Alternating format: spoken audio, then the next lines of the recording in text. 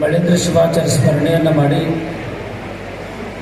ಈ ಒಂದು ಶಿಕ್ಷಕರ ದಿನಾಚರಣೆ ಸಮಾರಂಭದ ವೇದಿಕೆ ಮೇಲೆ ಆಸೀನರಾಗಿ ನಿಮ್ಮೆಲ್ಲರಿಗೆ ಉಪದೇಶಾಮೃತವನ್ನು ನೀಡಿರುವಂಥ ಆತ್ಮೀಯ ಪರಮಪೂಜ್ಯರಾಗಿರುವಂಥ ಶ್ರೀ ಷಡಸ್ಥಲ ಬ್ರಹ್ಮ ಡಾಕ್ಟರ್ ಜನ್ಮಲ ಶಿವಯೋಗಿ ಶಿವಾಚಾರ್ಯರಲ್ಲಿ ಅನಂತ ಭಕ್ತಿಯ ಪ್ರಣಾಮಗಳನ್ನು ಸಮರ್ಪಣೆ ಮಾಡಿ ಈ ಸಮಾರಂಭದ ವೇದಿಕೆ ಮೇಲೆ ಆಸೀನರಾಗಿರುವಂತಹ ದಕ್ಷ ಪ್ರಾಮಾಣಿಕ ಅಧಿಕಾರಿಯಾಗಿರುವಂಥ ತಹಶೀಲ್ದಾರ್ ಸಾಹೇಬರಾಗಿರುವಂಥ ಸಂಜೀವ್ ಕುಮಾರ್ ದಾಸರವರೇ, BO ಸಾಹೇಬರಾಗಿರುವಂಥ ಪ್ರಾಮಾಣಿಕ ವ್ಯಕ್ತಿಗರಾಗಿರುವಂಥ ನಮ್ಮ ಗಾಡಿ ಸಾಹೇಬ್ರವರೇ ಮತ್ತು ಪುರಸಭೆಯ ಅಧ್ಯಕ್ಷರಾಗಿರುವಂಥ ಶ್ರೀಮತಿ ಸುಹಾಸಿನಿ ವೀರೇಶ್ ಕೇಳಗಿಯವರೇ, ವೇದಿಕೆ ಮೇಲೆ ಆಸೀನರಾಗಿರುವಂಥ ಎಲ್ಲ ಗಣ್ಯಮಾನ್ಯ ವ್ಯಕ್ತಿಗಳೇ ಹಾಗೂ ಸಮಾರಂಭಗಳು ಪಾಲ್ಗೊಂಡಿರುವಂಥ ಸಮಸ್ತ ಮಹಾಜನರೇ, ತಾಯಂದಿರೇ, ತಮ್ಮೆಲ್ಲರೇ ಶರಣಾರ್ಥಿ. ಇವೆಲ್ಲ ಕೂತಿದ್ದು ನೋಡಿದ್ರೆ ಇವ್ರು ಯಾವಾಗ ಬಿಡ್ತಾರ ಅಂತ ಕೂತೀವಿ. ಆಮೇಲೆ ಇಲ್ಲೆಲ್ಲ ನೀವು ಕುಂತ್ರೆ ಅವ್ರು ಮಾತು ಹೇಳ್ತಾರ. ನಮ್ಮ ಶಿಕ್ಷಕರು ಮಕ್ಕಳಿಗೆ ಒಳ್ಳೆಯ ಸಂಸ್ಕಾರ ಕೊಡ್ತಾ ಇದ್ದಾರೆ, ಅದು ಹೋಗ್ತೀವಿ. ಆದರೆ ಅವರೇ ಕುತ್ಕೊಂಡು ಮಾತಾಡಿದ್ರೆ ಇಲ್ಲಿ ಏನು ಮಾತಾಡೋದು? ಇಲ್ಲಿ ತನಕ ಬಹಳ ಸುಂದರವಾಗಿ ಕಾರ್ಯಕ್ರಮ ಬಹಳ ಸುಂದರವಾಗಿ ಜರುಗಿದೆ. ಪೂಜ್ಯರು ಹೇಳ್ದಂಗ ಮಾತು ಜ್ಯೋತಿರ್ಲಿಂಗ ಆಗ್ಬೇಕಂತ ಹೇಳ್ಯಾರ. ತಹಶೀಲ್ದಾರ್ ಸಾಹೇಬರು ಮಾತು ಜ್ಯೋತಿರ್ಲಿಂಗ ಆಗ್ಬೇಕಾದ್ರೆ ನಮ್ಮ ಸಂಸ್ಕಾರ ಬೇಕಂತ ಎಂಬ ಮಾತನ್ನು ತಹಶೀಲ್ದಾರ್ ಸಾಹೇಬ್ ಹೇಳ್ಯಾರ. ನಮ್ಮ ಸಂಸ್ಕಾರ ಬೇಕಾದ್ರೆ ನಾವು ಮತ್ತೆಲ್ಲಿ ಬೇಕು? ಗುರುವಿನ ಹತ್ತಿರ ಹೋಗ್ಬೇಕಾಗ್ತದೆ. ಗುರುವಿನ ಹತ್ತಿರ ಹೋದ್ರೆ ಮಾತ್ರ ಸಂಸ್ಕಾರ ಸಿಗ್ಲಿಕ್ಕೆ ಸಾಧ್ಯದ. ನಿಮಗೆಲ್ಲ ಒಂದು ವಿಚಾರ ಹೇಳಿ ನಾನು ಮತ್ತೆ ನೆನಪು ಮಾಡ್ತೀನಿ. ಸಂಸ್ಕಾರ ಇಲ್ಲದ ಬದುಕು ಹೆಂಗ ಆಗ್ತದೆ ಅಂತಂದ್ರೆ, ಈಗ ಹೊಸದಾಗಿ ಲಗ್ನ ಆಗಿತ್ತು, ಗಂಡ ಹೆಣ್ತಿದ್ರಿ, ಹೊಸದಾಗಿ ಲಗ್ನ ಆಗಿತ್ತು. ಗಂಡನ ಮಾತು ಹೆಣ್ತಿ ಕೇಳ್ತಾ ಇರ್ಲಿಲ್ಲ. ಅವಳಿಗೆ ಛತ್ತೀಸಕಡ ಅಂತ ಮರಾಠಿಗೆ ಹತ್ರ ಛತ್ತೀಸಕಡ ಅಂದ್ರೆ ಅವಳಿಗೆ ಬೇರೆ, ಅವಳ ಮುಖ ಬೇರೆ ಇದ್ರೆ ಇವಳ ಮುಖ ಬೇರೆ ಇದ್ರೆ. ಆ ಹೆಣ್ಮಕ್ಳಿಗ ಅವ ಗಂಡ ಚಹಾ ಮಾಡು ಅಂತಂದ್ರೆ ಕಾಫಿ ಮಾಡ್ಕೊಡಕ,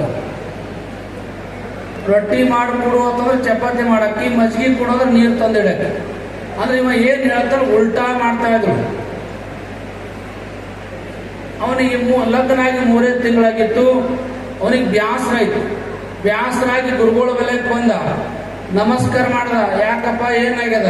ಯಪ್ಪ ನಂಗೆ ಲಗ್ನ ಆಗಿ 3 ತಿಂಗಳಾಗ್ಯದ, ನಾನು ಹೆಂಡತಿ ನನ್ನ ಮಾತೇ ಕೇಳ್ತಾ ಇಲ್ಲ, ಏನು ಮಾಡಾಕತ್ತಾಳ ಅಂತಂದ್ರು ಗುರುಗಳು.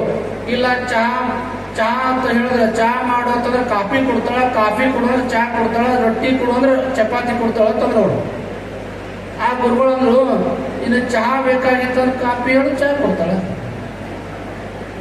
ನಿನಗ ಚಪಾತಿ ಬೇಕಾಗಿತ್ತು, ರೊಟ್ಟಿ ಹೇಳು, ಚಪಾತಿ ಮಾಡಿಕೊಡ್ತಾಳ. ನಿನಗೆ ಏನ್ ಬೇಕು ಉಲ್ಟಾ ಹೇಳು ಅಂತಂದ್ರು. ಆಗ್ಲಂತ ಗುರುಗಳು ನಮಸ್ಕಾರ ಮನೆಗೆ ಬಂದ.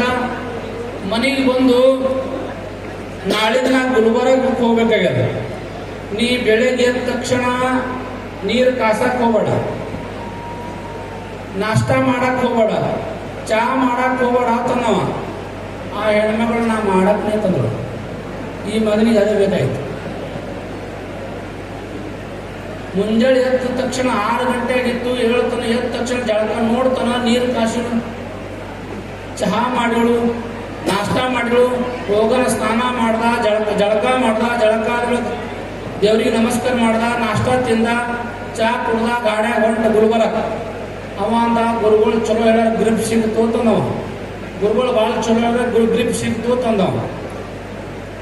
ಮುಂದೆ ಕೆಲವೊಂದು ದಿವಸ ಆದ ಬಳಿಕ ಇವನ್ ಅವ್ವಪ್ಪ ಬಂದ್ರು. ಆ ಹೆಣ್ಮಕ್ಳು ಅತ್ತಿ ಮಾವ ಬಂದ್ರು ಮನೆಗೆ ಬಂದ ತಕ್ಷಣ ಅವ ಅಂದ, ಭಾಳ ದಿವಸ ಈಗ ನಮ್ಮ ಅವ್ವಪ್ಪ ಬಂದಾರ, ಅವ್ರಿಗೆ ಏನೋ ಮಾಡಕ್ ಹೋಗೋಣ, ಇದ್ದಿದ್ದು ತಿಂದು ಹೋಗಲ್ಲ ಇತ್ತು ನಾವು. ಆ ಹೆಣ್ಮಕ್ಳು ನಾ ದಿನ ಒಂಥರ ಮಾಡಕ್ ನಿಂತಂದ್ರು. ಈ ಮಗನಿಗೆ ಅದೇ ಬೇಕಾಯ್ತು.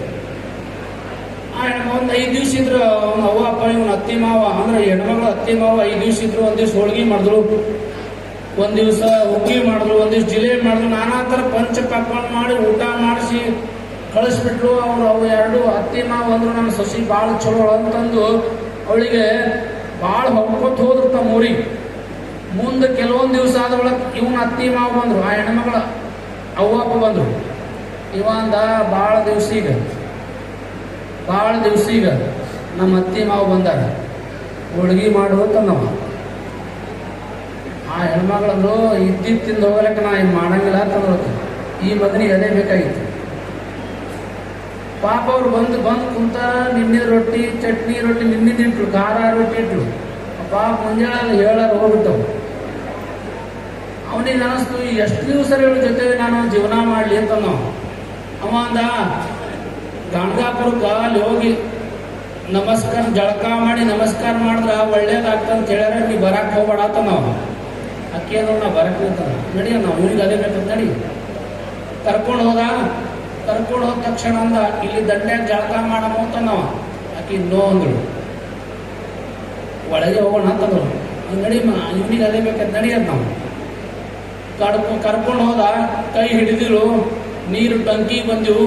ಆಗ ಅವ ಅಂದ ನೋಡು ನೀರರೆ ಭಾಳ ಬಂದಾವ, ಕಾಲರೆ ಹಾರಾಗ್ತಾವ, ಕೈ ಬಿಟ್ಟು ನಾವು ಇಟ್ಟು ಹೇಳಿದ ತಕ್ಷಣ ಕೈ ಬಿಟ್ಟೇ ಬಿಡ್ಲಕ್ಕ ಹರಕೊಂಡು ಹೊಂಟ್ಲು. ಅವ ಕೈ ಮುಗಿದತ್, ಇದೇ ಜನ್ಮಕ್ಕೆ ಸಿಕ್ಕಿದೆ ಮುಂದೆ ಎಂದು ಸಿಗ್ಬೇಡ ಅಂತ ಕೈ ಮುಗಿದತ್. ಅಂದ್ರೆ ಹೇಳುವಂತ ವಿಚಾರ ಅಂತಂದ್ರೆ ಸಂಸ್ಕಾರ ಇಲ್ಲದ ಬದುಕು ನಶ್ವರದ. ಒಂದು ಹಕ್ಕಿಗೆ ಸಂಸ್ಕಾರ ಕೊಡ್ರಿ ಹಕ್ಕಿ ಹೋಗಿ ಅನ್ನ ಆಗತ್ತದ, ಹತ್ತಿಗೆ ಸಂಸ್ಕಾರ ಕೊಡ್ರಿ ಹತ್ತಿ ಹೋಗಿ ಬಟ್ಟೆ ಆಗತ್ತದ.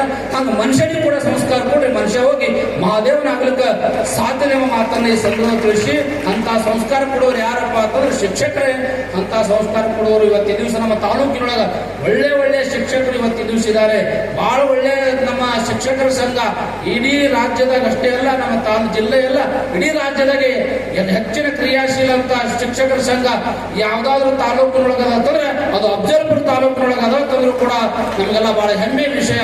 ಬಹಳ ಒಳ್ಳೆ ಕಾರ್ಯವನ್ನು ಇವತ್ತಿನ ದಿವಸ ನಮ್ಮ ವಿ ಆಫೀಸ್ ಅವರು ಕೊಡ್ಕೊಂಡು ನಮ್ಮೆಲ್ಲ ಶಿಕ್ಷಕರು ಕೊಡ್ಕೊಂಡು ಒಳ್ಳೆ ಕಾರ್ಯವನ್ನು ಮಾಡುತ್ತಿರೋದು ಬಹಳ ಖುಷಿಯಾಗಿದೆ.